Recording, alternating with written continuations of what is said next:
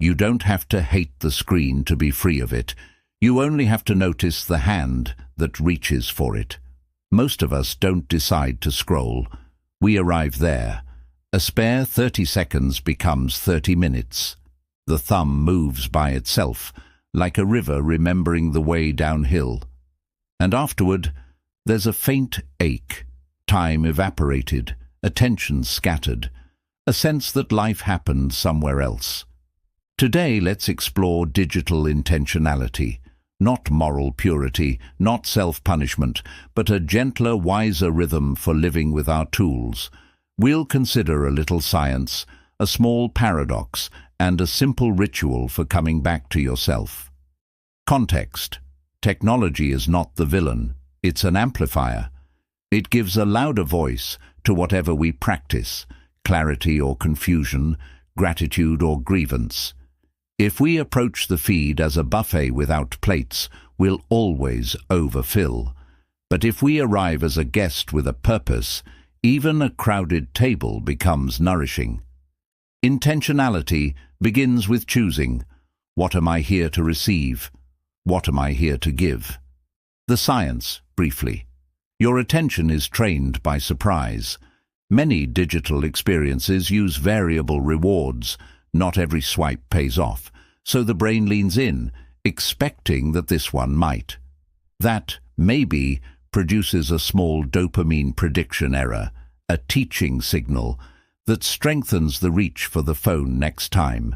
Add to this the cost of constant context switching, what psychologists call attentional residue, and the mind begins to feel frayed, even if each individual check was just a second. The result isn't simply lost minutes, it's a thinner presence here and everywhere else.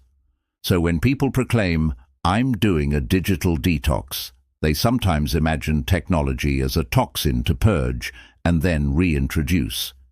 But the most meaningful detox is not an act of exile, it's an act of design. We are not trying to return to the 19th century. We are learning to set the table so the meal serves the day. Here is the paradox. The more you fight the phone, the more it fills your mind. Resistance ties you to the thing resisted. You become the one who is not scrolling, which is still a relationship to scrolling. Freedom is not ferocity, it is friction. Not a war against the tool, but the introduction of wise constraints. Edges, bowls and vessels. So your life has shape again. Paradoxically, when you add gentle limits, your felt choice increases.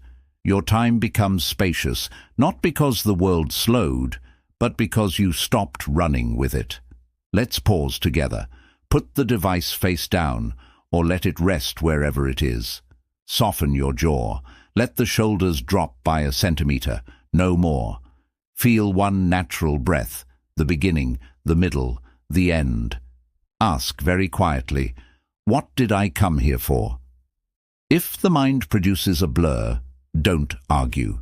Just feel the exhale.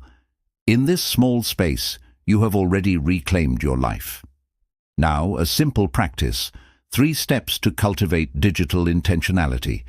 Think of it as a release ritual, not a rule. Use it when you feel the pull to check, to swipe, to drown in the glow. Step 1. Name. Before you touch the screen, name the intention out loud or in a whisper. Message my sister. Check the recipe. 10 minutes of research on cameras. Naming brings the fog into form. If you can't name it, you likely don't need it. If you can, you've already drawn a boundary. This, not everything. Step 2. Narrow. Create one gentle constraint to cradle the intention. Set a timer for 10 minutes. Open only one app. Use read later or save to notes so curiosity doesn't fracture the moment. Think of these as the sides of a bowl. Without them, soup runs across the table. With them, the meal can be shared. Step 3. Notice. When the timer ends, or when the task is done, feel one full breath and notice your state. Ask, do I feel clearer or more scattered? If scattered, return to the body, jaw, shoulders, belly. If clear, close the loop. Put the phone down with a small exhale, as if placing a cup on a saucer. Ritual gives endings their dignity. Without endings, we drift.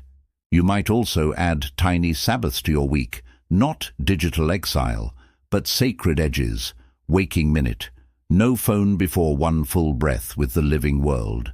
Table rule, when eating, eat. Let meals be for mouths, not eyes. Thresholds, a daily walk, device-free, where the mind can stretch its legs. What about beyond the screen? Intentionality is not merely the removal of pixels, but the reprioritizing of senses.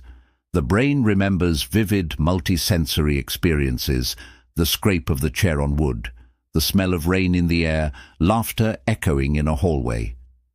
When we invest in these textures, the phone becomes a tool among tools rather than a pocket-sized world.